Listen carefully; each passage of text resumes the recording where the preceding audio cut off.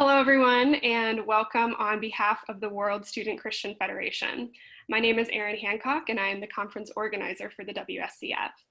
For those of you who are connecting with the WSCF for the first time, a special welcome and a little background about our work.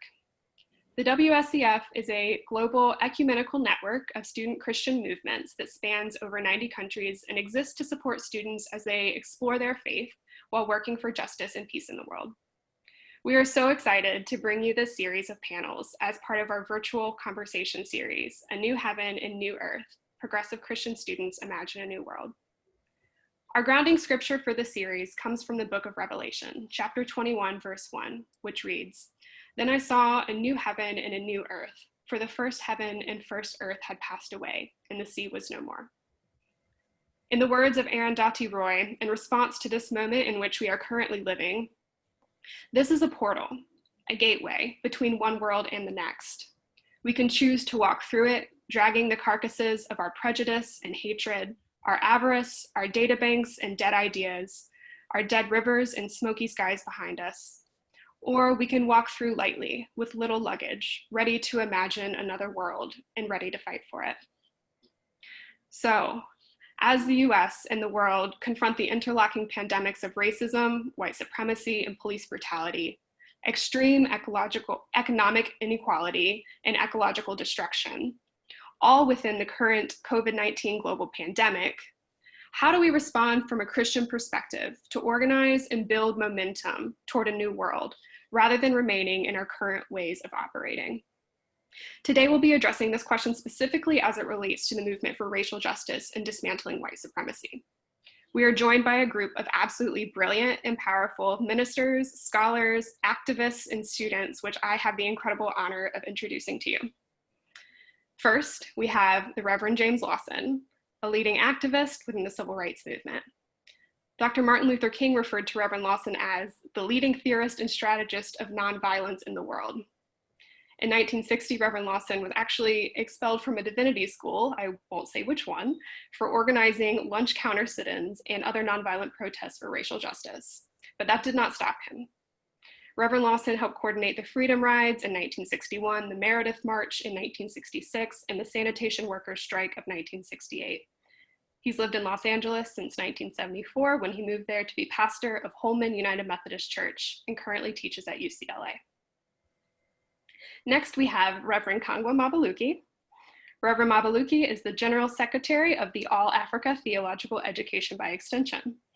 He is also the former Co-General Secretary of the World Student Christian Federation. And we have Reverend Dr. Eric Barreto. A child of Puerto Rico, Dr. Barreto is the Weyerhaeuser Associate Professor of New Testament at Princeton Theological Seminary. He is also an ordained Baptist minister and author. We have Dr. Jennifer Harvey. The Reverend Dr. Jennifer Harvey is Professor of Religion at Drake University. Her writing, teaching, and activism focuses primarily on racial justice and white anti-racism. Among other works, she is the author of the New York Times bestseller, Raising White Kids, Bringing Up Children in Racially Unjust America, and Dear White Christians, for those still longing for racial reconciliation. Next up is Aurora Celestin. Aurora is an Impact Entrepreneurship Fellow and MFA student in creative writing at the New School in New York City. She is also an alum of the Lutherans, Methodists, and Presbyterians Progressive Protestant Campus Ministry branch of the Vine, New York City. Then we have Clara Monk. Clara is a recent graduate of Columbia University with a degree in economics and education. Her research focuses on public school funding and standardized testing as they pertain to equitable access to college. Clara is currently the FAO Schwartz Fellow at Reading Partners NYC, where she works in community engagement. Our moderator for today is Sitraka St. Michael, who is studying full-time for the bar and is a soon-to-be lawyer. Thank you all so much for being here. And I just want to acknowledge there is so much more I could say about each of these amazing panelists, but I will let you all do your own research because I don't want to take up another second of our precious time today. Panelists, we are so thrilled to have each of you here, and I have no doubts that this conversation will be incredibly fruitful. So I will pass the mic off to you, Sitraka. Well, welcome everyone. We're very happy that you're here. We wanted to begin with the word of scripture, and that is the word from the road to Emmaus, the story from Luke 24, verses 13 through 35. That story is very meaningful to me as a follower of Jesus in the context of our conversation today about faith and racial justice for three reasons. The first one has to do with really the motivating force and event behind the story itself, which is, in the case of the disciples, the death and crucifixion of Jesus. And to me, there are some echoes between that death and the crucifixion, as well as the trauma that that death and crucifixion generated, with what we have had to witness pretty much, the entire past decade, but most importantly, perhaps, with what happened with George Floyd earlier this year. The second reason why the story is so meaningful to me, to the work as far as faith and racial justice are concerned, has to do with this element of the journey. That even after such a crushing and traumatic event, the disciples are going somewhere.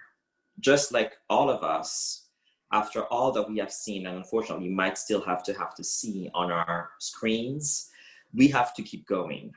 And as we go on the journey, there is something about being on a journey that requires that we remember that the work does not stop, but that there are some daily practices that we have to embrace, as well as let go of, in order to keep going as people who enter into the resurrection through a traumatic event. And our panelists will touch on what those daily practices might look like for us. And the third and last reason why the passage is so important has to do with the importance of community. Because as the disciples here had to deal with something this traumatic and keep going after it, they did not go at it alone, and neither should we. No matter what we have seen, no matter what images will not leave our minds and hearts for the rest of our lives.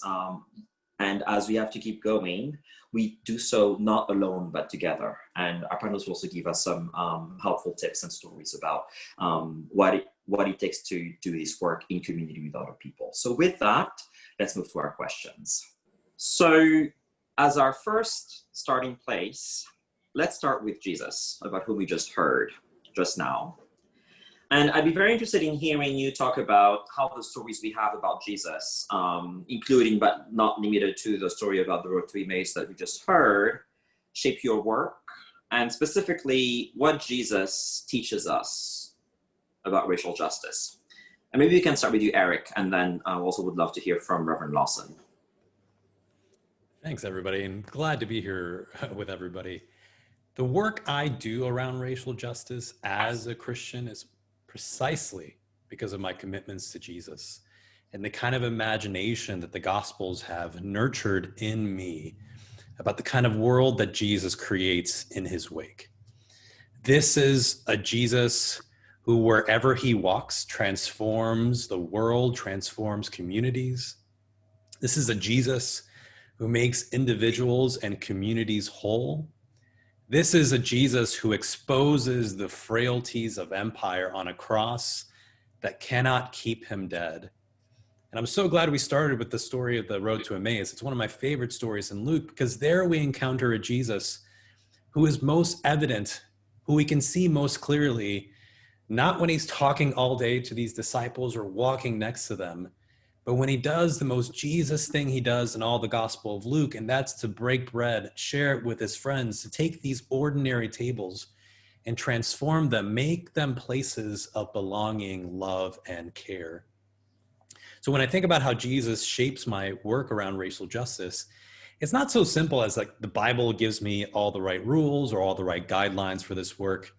Instead, for me, these stories about Jesus are about stirring my imagination and the imagination of my neighbors. Here's what I mean by that. Racial injustice is a form of death. And I can see that everywhere. We, I think, are in the news and in the events of the recent months can see that very, very clearly. That is evident to me. What's harder for me to imagine is what resurrection might look like in the midst of all this. What might new life look like? And that's where I need the help of Jesus, the help of Scripture, the help of the Gospels. Less because they're going to tell me exactly what to do and when to do it, but because the Gospels are these companions in us in this work, giving us an imagination for resurrection, when sometimes all we can see is death all around us. Thank you for those words and for the reminder to not forget to continue to build our imaginations through the stories that we have. Reverend Lawson, would love to hear your thoughts about Jesus and racial justice.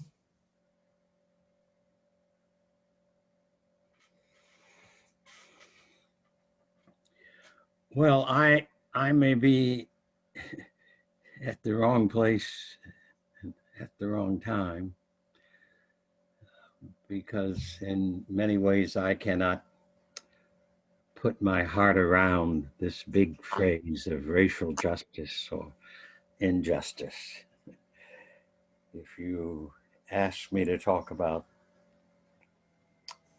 Jesus or the God who was in Jesus, I would say to you that I began my consciousness at age 4.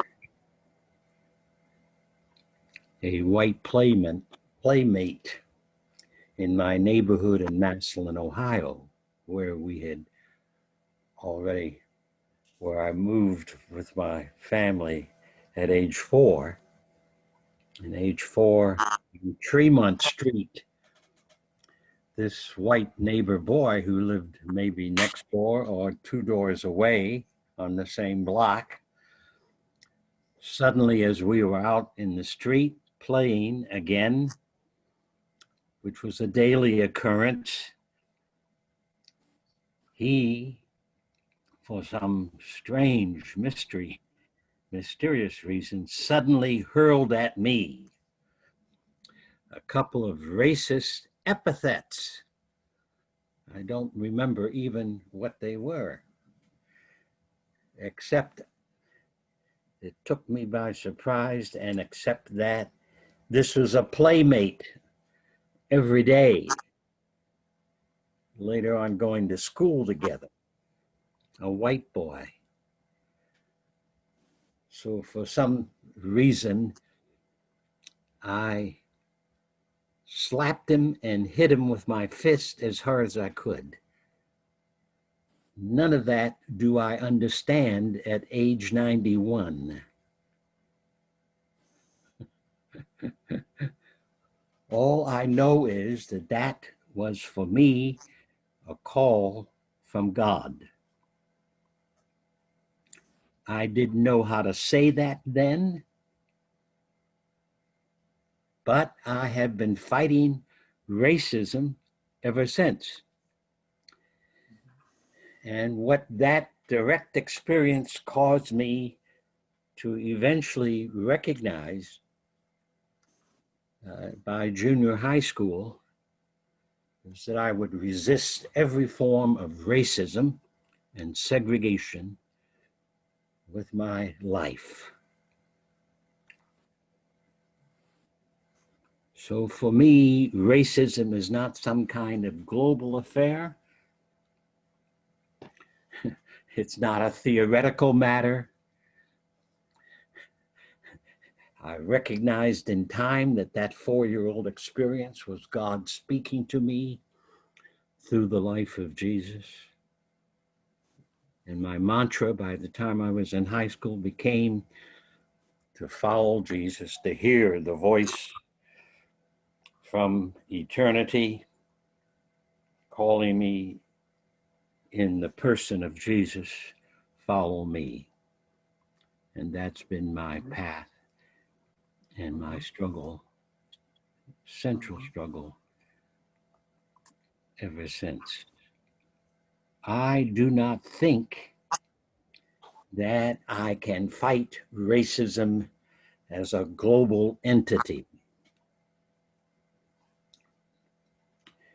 It may well be global, although I don't like that word because I think it is a word from plantation capitalism that seeks to pretend that the world is all on the same plane.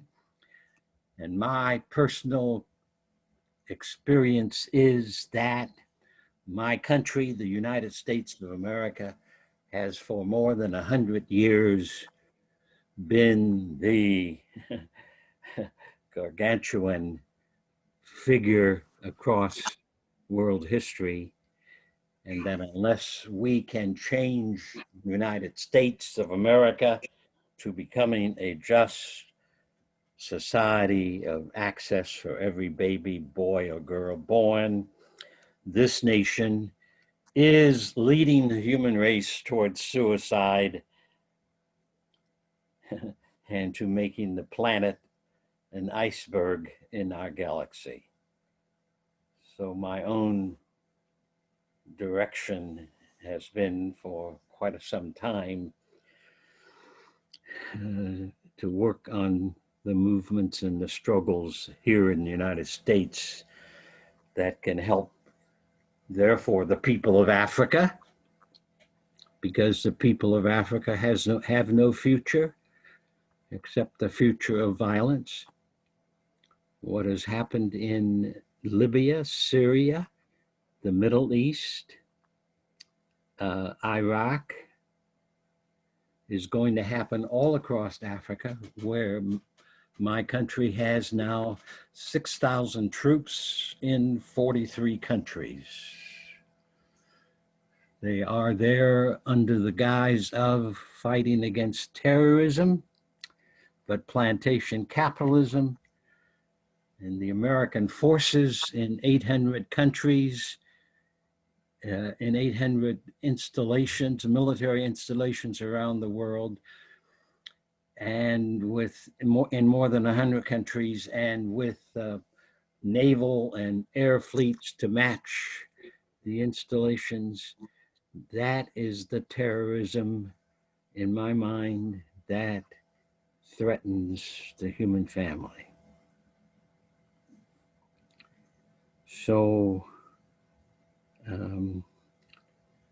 I'm located in Los Angeles, California, and from that location, I recognize the work of dismantling the racism and all of its concomitant dimensions is the task that can eventually free up my country to live up to the word and the word of the Declaration of Independence and the Constitution. So.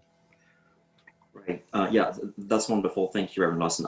And actually, so I was interested in hearing just your perspective again, because we want to look at the course of your long and great life, especially around the civil rights movement here in the U.S. And and also looking at what is happening now and likely to again keep happening over the foreseeable future. What are your perspectives on what must remain and what must change now in terms of how people engage in resisting racism on a daily basis? So when you look back at your work, initiating those those launch counter sit-ins and looking at what is going on now, what do we keep and what must we let go of or change in terms of how we fight? Well, well, okay, all right. Well, that's a huge issue again. Mm-hmm.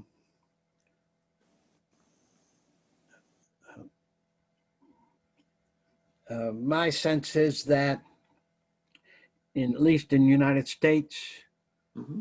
Black Lives Matter is the current evolutionary expression of what Rosa Parks and Martin Luther King began December 1st, 1955 in Montgomery, Alabama. Mm-hmm. And it shows that the Black Lives Matter campaign in 2020 has reached according to a recent study, there have been 7,750 demonstrations in more than 2,400 locations across the country in all 50 states. So it is the largest and greatest expression of Black-oriented resistance to racism and calling for the dismantling of the violence of racism that is historic, 400 years old. Mhm. We objected to the violence from the very beginning of the first great campaign, 1953 to 1973, when we called for nonviolence, soul force, struggle, love force, truth force, God force, to use some of Gandhi's terms. That in itself was a preeminent prophetic actualized word that said USA violence had to go. It was accomplishing only wickedness, not salvation or healing, and that could not produce a spirit of community, could not produce the beloved community. So I think that all of us who want to dismantle racism must get out of our offices and our libraries, our homes, and we go out to the street where BLM is active, get engaged in supporting that network, finding out who the people are locally, and lending our support to that movement, helping that movement formulate some of its goals and purposes. Most of all, maybe helping that movement to express its nonviolent character, its love force character, and I see much love among them across the country. Their words often can sometimes, for some people, be harsh, but behind those harsh words, even there is compassion and a massive truth. So I maintain that there's a twofold way for people of faith to fight racism. One, continue the journey that is personal in following Jesus, that wipes out of you any ounce of despising of either yourself or any other human being for whatever reason. And we Christians have to get rid of the ways in which we despise the neighbor.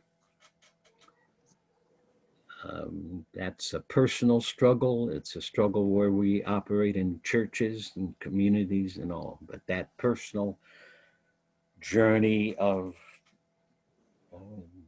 being cleansed, and on the other side, being healed, and on the other side, learning the dimensions of the love of God in every moment of life. That's the first task, continuing task.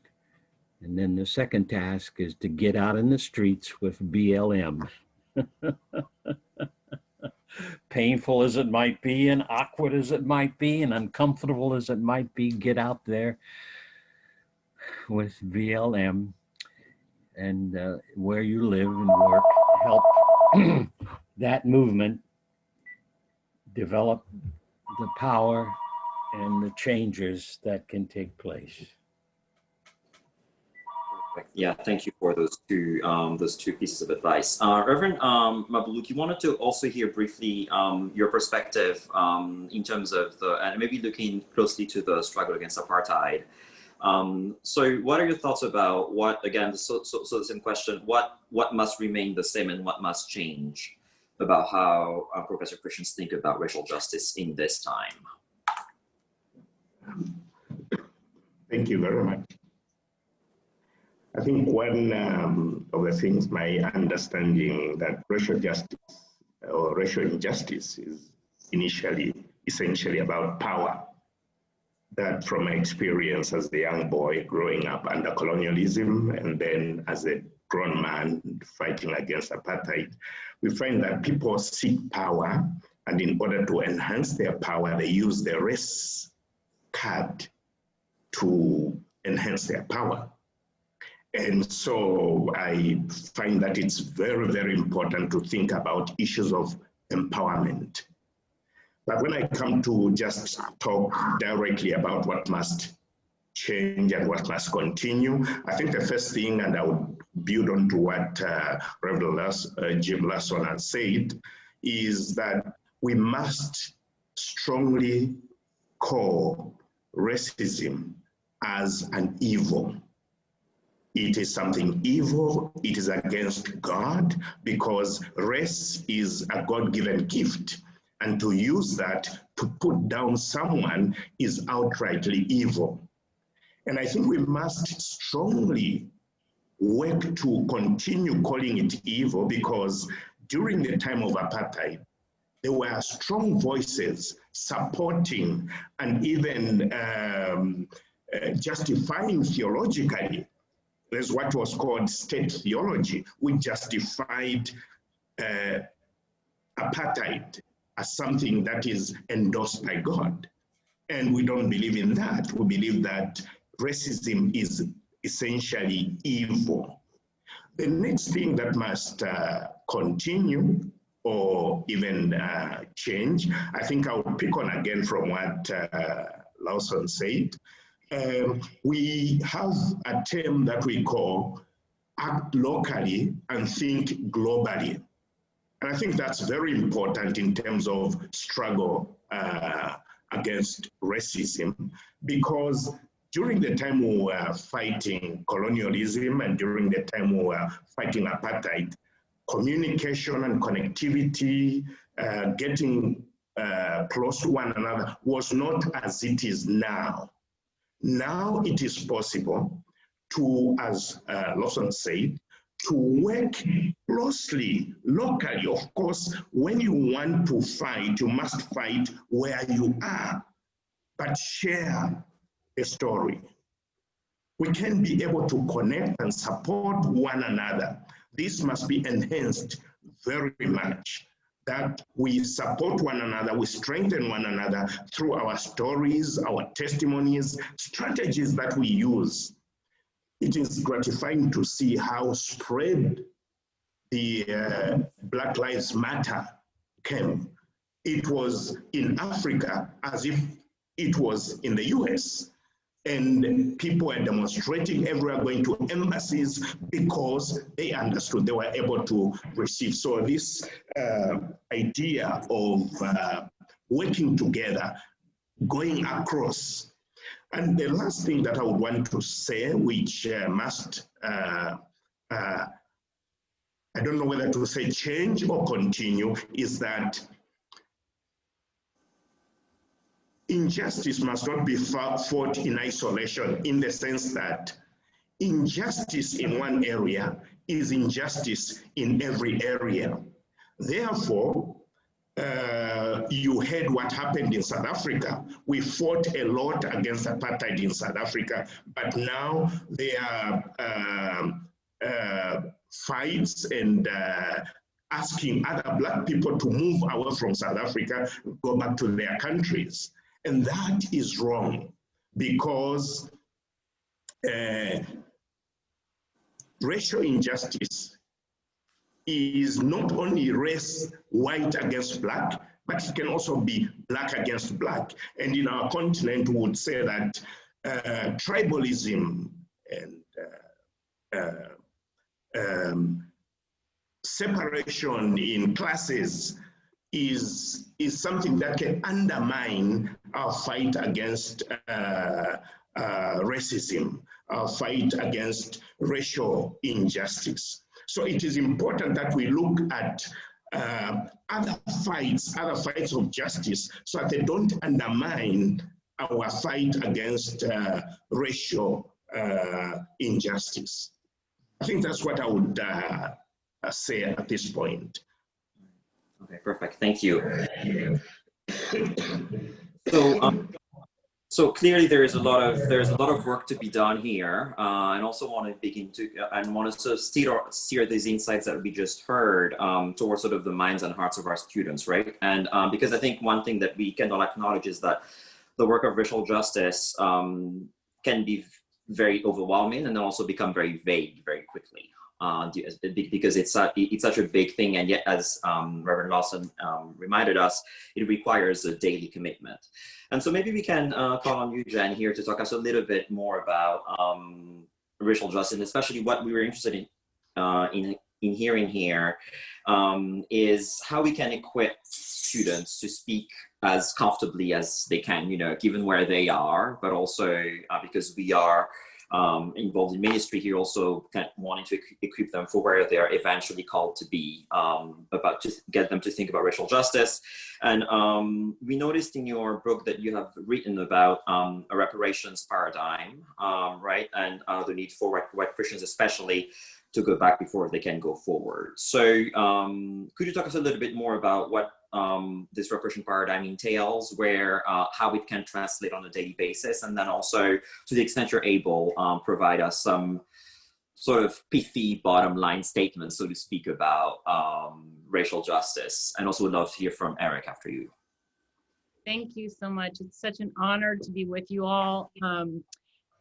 And I guess I want to say that when I think about the stakes for those of us who are Christians in the battle against racism and white supremacy, in the work for racial justice and just mutual beloved community, I think about a Jesus who we know was the oppressed of the oppressed, living under conditions of empire, and yet, and living in ways so powerfully and so prophetically was executed by the state, and yet broke bread nonetheless with all kinds of people. And ultimately, in the story we just heard today, would not be held in a tomb of death, because the life-giving community that his ministry, his journey, his walk was calling into being was too powerful for even death. And I think that that story, that truth, is at the heart of what it means in a quite concrete, literal way to be plugged into the work of racial justice. The challenge, I think, for many of us, not just white Christians who are US American, which is who I happen to be, but for many of us, is that many of us meet that Jesus in institutions and congregations and organizations that have already been so entangled with imperialism or plantation capitalism, as Reverend Lawson just offered that phrase to us, in colonial settlers' histories and current ways of being, and in white supremacy. And so there's this complicated stake for us, which is to respond to the gospel. And yet for many of us, we hear the gospel in places where the institutions in which we are encountering that true gospel can make it murky and challenging and vague and blurry, because we're so embedded in histories that have created this unjust present that we are all walking through. And so for me as a white Christian, I've realized that some of the language we encounter in church, coming out of powerful prophetic social movements like the civil rights movement, have kind of sometimes diluted the radical call of the gospel to language of diversity, or we need to be reconciled with one another, a truth that I believe, reconciled as human beings in love to one another, but has too often kind of jumped over the part where the histories out of which we all come have us embedded in unjust relations to one another. So those of us that are white Christians, committed to the gospel, wanting to follow this Jesus we're talking about today, we have a challenging but life-giving opportunity to think, my work towards racial reconciliation with those who are embedded, like I am, in systems of colonial settlerism and white supremacy and global plantation capitalism, is to get serious about the work of repair first and as part of that journey of reconciliation. When we hear about and embrace this vision of beloved community that prophets like Reverend Lawson offered us, and King and Rosa Parks, we need to first, especially those of us that come out of these institutions, so embedded in violence historically that still manifests in our relationships today, have to be about the work of repair first. And as part of that journey, that call towards reconciliation. And for me, this is deeply concrete. It's deep. It's not just, it is overwhelming, but it's concrete and clear. It does mean when I hear about Black Lives Matter, I'm like, yes, this is the gospel in the streets. Where in my local community can I plug in as part of my work of repair as a white gospel-seeking Christian attempting to be about the work of love and liberation in my own community? And so for those of us that find this moment we're in overwhelming, as I think many of us do, I do too, being plugged in, recognizing that Jesus always appears in the streets, in the face of the other, journeying, that we are invited to journey with, but only by being engaged in the work of attending to the material conditions of justice making and earth loving work together with other human beings. And so for me, the concrete comes down to seeking out community, whether it's virtual community for many of us right now in this moment we're all walking, but also in fleshed community in the places that we live with others, continuing to just journey through this work. And for those of us that come from dominant identity communities, especially white supremacist formed communities like I do, the work of repair in concrete ways has to be part of that attempt to be part of justice movements. We have to own our own particular locations in these histories that impact us all today. Thank you, Jen. Eric, any additional points on the question? Yeah, I have been really helped by Jen's work on repair. And I think part of what's really helpful for that for me is that our ideas matter. How we think about faith, how we think about one another, how we think about the character of God bleeds into how we move through the world and how we treat one another. If we assume that reconciliation only it can happen without repair, then we'll move in the world as if that's the case, and we will harm people in that process. If we assume that God is only found among people who look like me and think like me, that God speaks my language only and not the languages of others, we'll move through the world as if God is our possession. If we assume that difference is as a curse that afflicts us, that our differences are a problem we need to solve rather than this abundant gift, an expression of God's creativity, then that's going to shape how we move through the world, how we imagine our faithfulness and how we live out that faithfulness are so bound up together. And that's why the frames that we use are so important, and why I think it's important that those frames be informed with a deep and diverse and thoughtful and critical engagement with Scripture and the traditions of our different Christian denominations as well. The last thing I want to say is just to name the fact that this work is incredibly difficult, and it's also deeply generational work. I think one of the temptations we might often get is to imagine that we are the first generation that's done this work, or that we're the ones that are going to solve it. We see embodied in this panel the long and generational work that this is. That whatever we do out of our faithfulness is built on the faithfulness of others. And whatever we do now is going to be the foundation upon which other faithful people will be able to follow us as well. So the work is long and it's difficult, but in the end, I think all I have to lean on is the fact that God has promised a world of abundance, a world of resurrection, and leaning on that promise is a really important part to sustain this work. May I say something at this point again? Yes, please. Language is very important. I do not call myself a civil rights person. I've spent most of my vocational life, 40-some years, as a pastor of a local church, which was my calling by the time I was in high school. By the time I went to the 10th grade, I was convinced I had to be a pastor of a local church. Now, The movement that we helped to put together in the 60s must not be called primarily the civil rights movement.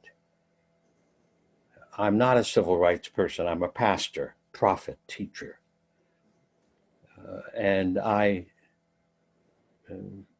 for 10 years, worked on the issues of how you create social justice through nonviolent struggle, a struggle that began with me in my childhood. So I was called by God to do that work in order to be available to help what become an architect, which I didn't know about, of the nonviolent movement of America. So what happened between 1953 and 1973, which I've already used the language, Rosa Parks, Martin Luther King dimension of the civil rights movement.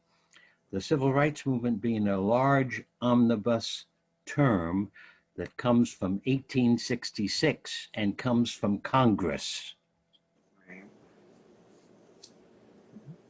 Now, you can think for yourself the many different facets of that historic trend. So Christians need to learn the language, the nonviolent movement of America, which was first proposed, as far as I know, by the late Congressman John Lewis. That was also called by the Mennonite, the Brethren rather, historian, Black historian, Vincent Hardy, and he called it the Black Freedom Movement or the Black Justice Movement. A historian from Yale called it the Black Church Movement. So I want Christianity to get its words correct.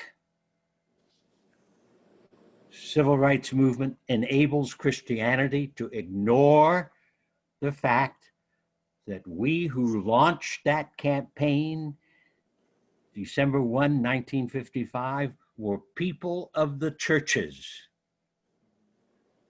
symbolized by a man who had prepared himself with a PhD in theology, Martin King, to lead in the work and do the work, though when he was preparing himself, he did not know that was where he was going to be. Christians insult that work and disown it before God, which is in itself tragic disobedience.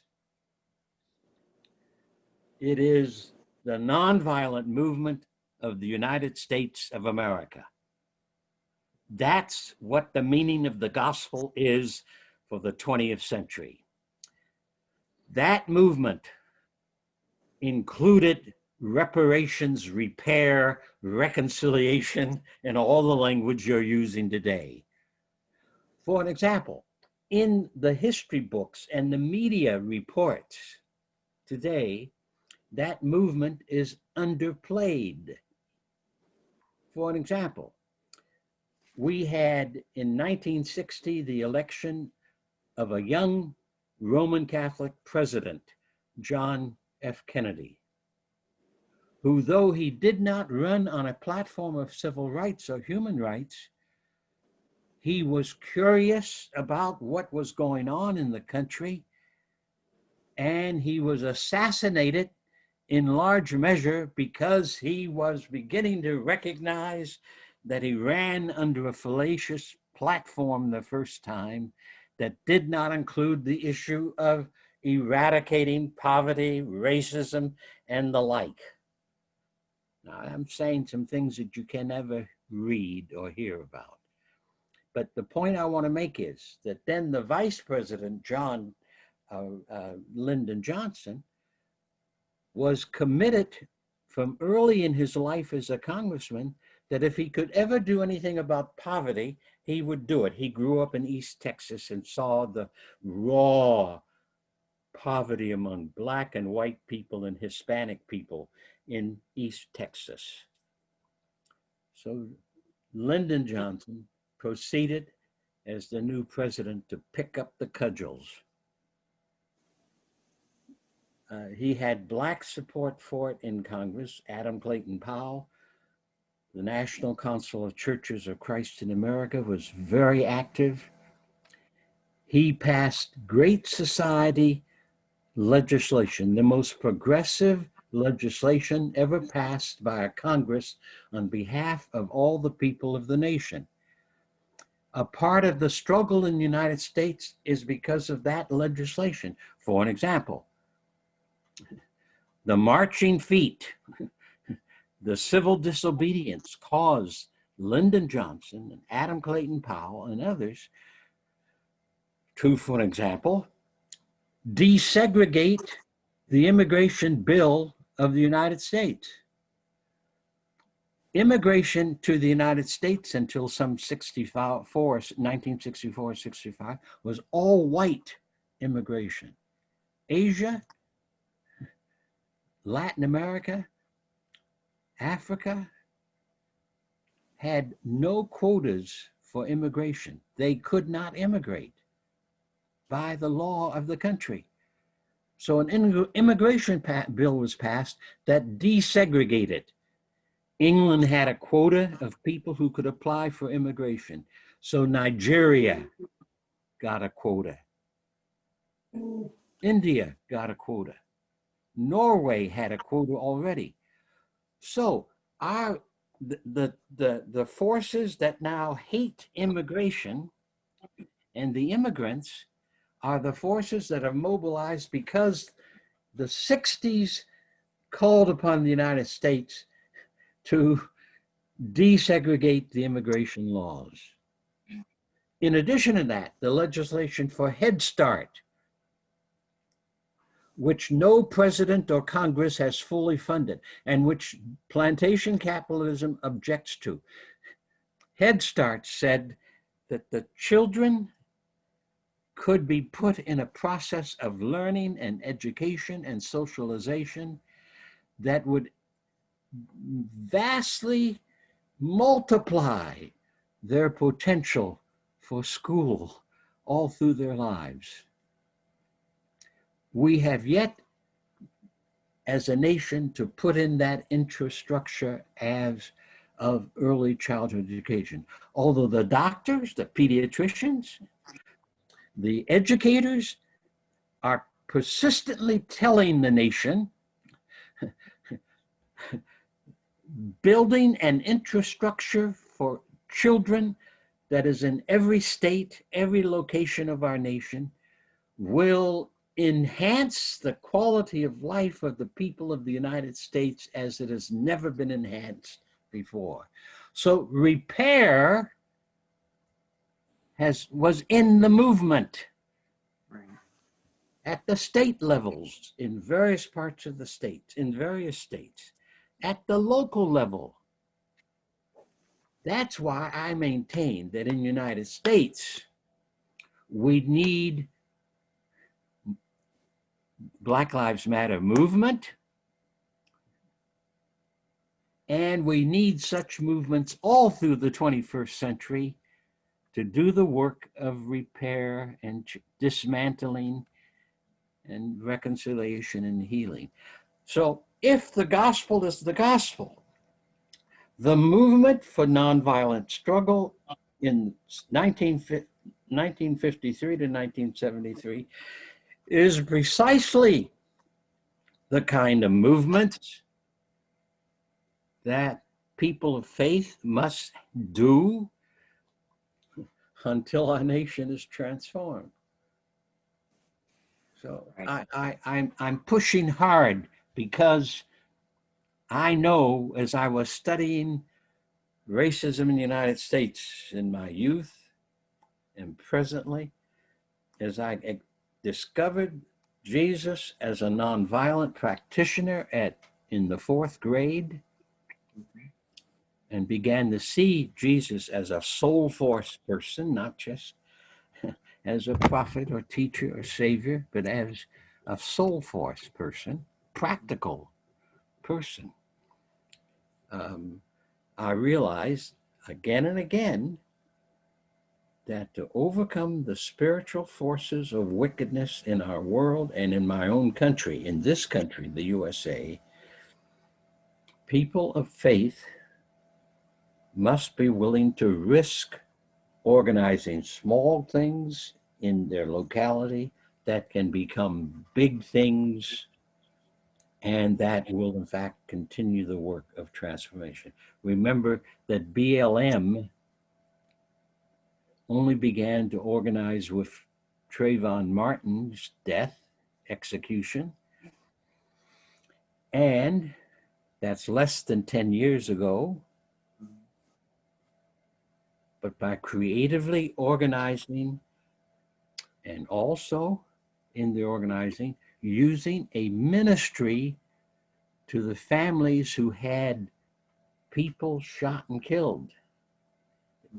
A tremendous ministry, helping those, going to the localities where their shootings have taken place, surrounding the grieving family with community support and love, helping them to do what the New Testament calls good grief work,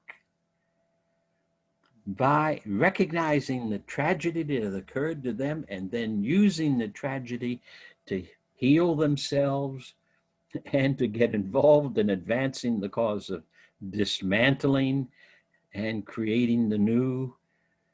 BLM has done a basic biblical ministry of healing as their main strategy for the nonviolent demonstrations. It's an astonishing thing as I look at it. But why is it that the churches and Christians are so slow to see it? Watch it. I spent the first 3 or 4 months of that BLM reading and studying and watching all the TV I could watch in order to see the demonstrations. So I could see what was going on and whatnot. And I push hard for the fact that it remains largely a nonviolent campaign. The violence that the media is talking about today has come from this, because we are a nation with a culture of violence, the worst culture of violence, I think, in the history of humanity. A culture of violence. Over 300 million guns are owned by about 20% of the American people. That's the culture of violence. The police represents the culture of violence. They're doing more violence perhaps than anyone else in the midst of these demonstrations. The anarchical group, the anarchist group, the Antifa group are folk who are products of the American culture of violence. They're mostly young white men who I've wrestled with for 30 or 40 years in Los Angeles alone, who think that little bits and pieces of violence will help any demonstration. It does not. And they don't organize demonstrations. They come to the BLM demonstrations and use their violence under the cover of the BLM. And then the looters, which I met in 1968 in the Memphis sanitation strike. The folk with some poverty as a part of their base and some criminality who loot in the midst of demonstrations. So they've been present for some time. So the media pretends in their writing that the violence is general. According to a recent study in the Washington Post, the violence only represents about maybe 8 to 9%. Right. In these demonstrations from a study that a socio-political group has done. But by and large, BLM represents the most significant push currently in the United States for dismantling and repairing. Right, absolutely, yeah. And speaking of repair, actually, yeah, we want to again pay homage to the Nonviolent Movement of America. Thank you again for that correction of language. That's very helpful. Yeah. So, as briefly and quickly as you can, or Clara, just for people's time here, wanted to kind of hear your thoughts about. So, tell us briefly about what the trip was, but more importantly, how you carry it with you, and what it has meant and continues to mean, especially in terms of those. Sort of the daily commitments and daily renewals of commitment that we have to do for the work of racial justice. Sure, I can go first. It's such an honor to have been invited to share with you all today. So in January 2020, Clara and I were part of a group that went on a faith and freedom pilgrimage through the Deep South. This was part of our campus ministry, the Vine NYC. We were from the Lutherans, Methodists, and Presbyterians Progressive Protestant campus ministry group, part of the Vine.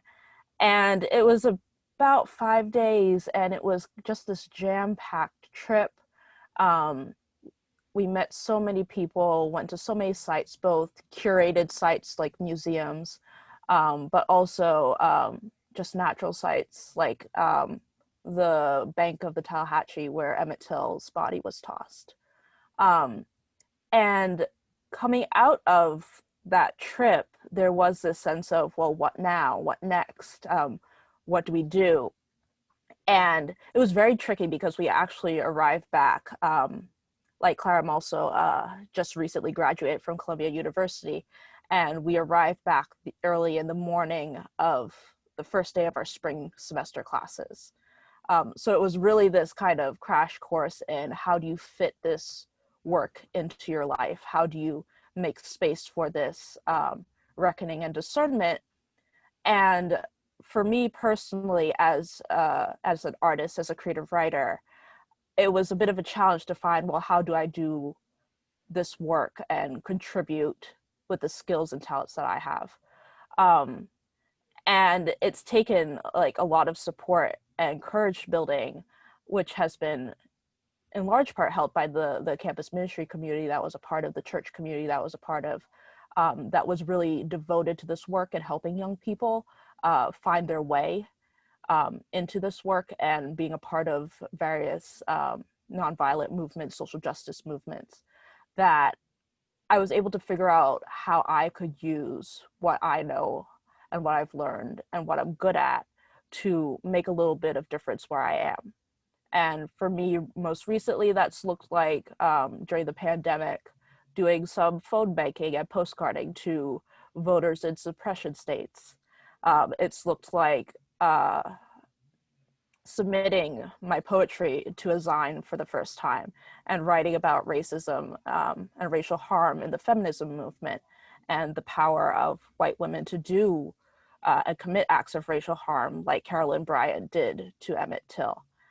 And even though these things might feel small, and I still often question, am I enough? Am I doing enough? What can I even do in the face of these massive issues? Being in community with progressive Christians of all generations, including students who care just as much about the things that I do and share my values and share this devotion to community building, coalition building, and justice has really helped me in building leadership skills and building my voice. And that's kind of the value I've taken from both my college experience and my campus ministry experience, and being able to funnel and channel the inspiration I had coming out of visiting all these trauma sites down south and meeting with all these activists and religious leaders, and being able to harness that and take, steps, no matter how small or big, towards the goals that I care about. Thank you very much. Yeah, Clara, please go ahead. Yeah, I can jump in here. Thank you all so much for having me. I think for me, the trip that we took in January was a really important time for me to kind of confront the specifics of things that were taught to me as generalities. So like I knew going in that, you know, that this really unique opportunity to stand in those places, to walk on those roads, to, as Aurora mentioned, meet with people, to visit curated museums that are really intentionally teaching about these things, that was going to be something that was going to really expand my learning, even though I had, you know, a relatively progressive public school education and all of that kind of stuff. One of the most important things for me was the way that the trip helped me see kind of reframe a view where we often think of like, oh, like the civil rights movement, that was a historical period, or this was, you know, kind of this idea of where you think of things as, oh, that was kind of in the past, which of course recent months and recent events, that really isn't true. But that trip helped me kind of connect things that happened in the past to the present, from talking to people and realizing, you know, this was really not that long ago. And from, you know, for example, I would like to share about, we went to the Legacy Museum in Montgomery, Alabama, run by the Equal Justice Initiative, which kind of traces slavery to the racial terror era, to Jim Crow, and then traces it straight into modern day issues of mass incarceration, of segregated schooling and public school funding, you know, all of the things. And I think when you see these modern day issues connected more clearly, connected more explicitly to these kind of things that we sometimes dismiss as historical, they become much more pressing, much more harder to ignore, much more tied to like this like guttural reaction of like this is not okay, this is not moral, in the same way that we kind of think about things that happened in the past of like, oh, that wasn't okay, but that was before, you know. And so really moving that to the present. And then so I think in terms of, as Aurora mentioned, like this kind of question of what comes next, for me that means it's, first of all, helps me to continue to reframe that kind of reaction of this is not okay, this indignation that the status quo is not acceptable, then influences the way that I approach my career, the way that I dive deeper into what I'm learning in school, the way that I see theology and view my role as a Christian.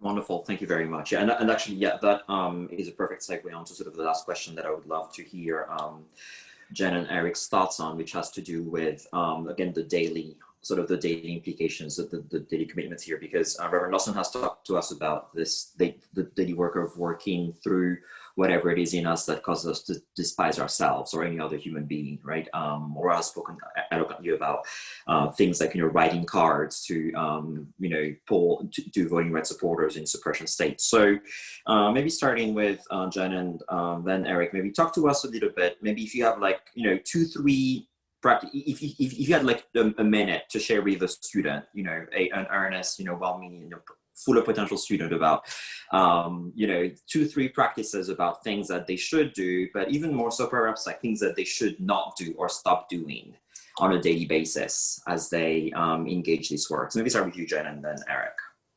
Yeah, I think one of the things Eric said earlier is so important. If you are thinking you are alone, stop thinking that. There are generations this way, and so the practice I would just encourage all of us to do, and I need in my own life, is to find your people who are walking this journey, and really just connect with them in a regular, ongoing way. So that's a practice, finding your people, literally your community, build it, connect. And then alongside of that, engage in this journey by also plugging into organizations and institutions who are committing to this work. Those two are not always exactly the same thing. Our community and the organizations or institutions that we are part of to amplify the work that we're doing, but we do need to be doing both, I think. And then I think the third practice, I would say, and we've heard some of this today just in the sharing that's happened, is an ongoing commitment to relearning our history. What are you reading right now? What am I reading right now to help me more deeply understand the truth of our history and how it's shaping everything we're experiencing right now? That needs to be an ongoing spiritual practice, I think. Thank you. Eric? Yeah, to that, those are great, Jen. To that, I would only add, so one thing to stop doing is to stop mistaking urgency for importance. I think we live in a media setting where like the stuff that matters feels like it's all encompassing, but I think knowing something about the long stretch of history, the people who've come before us, the people who'll come after, will help us figure out what's really important and what's just urgent. I think that's an important discipline when everything feels like breaking news at any moment. A second practice I would encourage, I mean, I teach the New Testament, so of course I'm going to say this, is to read scripture. But I think in particular to be really intentional about reading the Bible alongside diverse communities. To surround yourself with the witness of communities that aren't your own, to learn from them, to appreciate the particularity of what they can bring to these texts, what they can see that you can't see, I think is really important. And last, I think there are spiritual disciplines that remain vitally important for us. So spiritual disciplines like prayer, I think sometimes can feel like you're not doing as much as you can do in some of the other things you can do in everyday life. But that alignment with God's Spirit, that alignment with generations of Christians who've sought after the reign of God, that alignment that happens in prayer is one that I think we underestimate to our own detriment. Thank you very much. May I add a word here? Because I think these are very, very very, very momentous times. And it seems to me that prophetic visionary religion does mean that actually there are times when you have to do it alone, but you won't do it alone if you do not have a sense that you are not alone, that you are following Jesus, or that God has called you into a certain kind of behavior. As a sophomore, junior in college, I realized that as racist laws were not acceptable, I could not obey them. So I could not obey the Selective Service Act law, which I felt to be another form of racism.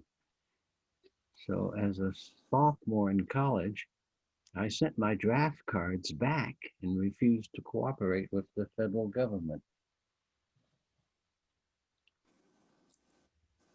And therefore, in 1950 was arrested, and therefore in 51 began serving in the federal pen as a prisoner for a felony violation of the Selective Service Act.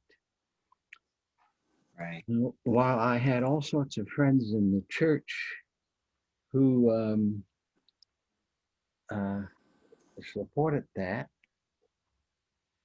and supported me, and while church people formed the defense committee for me and all of that, nevertheless, there was a sense in which this was a prophetic leadership that was essential. Right. And I suspect that today there is that same need, because we are walking so much in a journey and a history that we know little about. Thank you very much for that contribution. And again, thank you to all of our panelists. I think this has been a very fruitful and empowering panel. I certainly have been very empowered by it. But I think Aurora's words about sort of this notion of daily courage building really sort of came up for me. And thank you again, all of you, for sharing your thoughts about how we do some daily courage building as we seek to follow Jesus in these times. And so with that, I'll hand it back over to Erin. Thank you all so much for sharing your time and wisdom with us today. It has truly been such a privilege to be with you all. And for those of you who are watching, we hope that this discussion will inspire conversation and action. We look forward to you joining us for part 2 of this series on faith and economic justice. And with that, I would like to invite Reverend Kangwa Mabuluki to offer a closing blessing. Thank you. Let us now ask for God's blessing. God the Father, your nature and being is justice.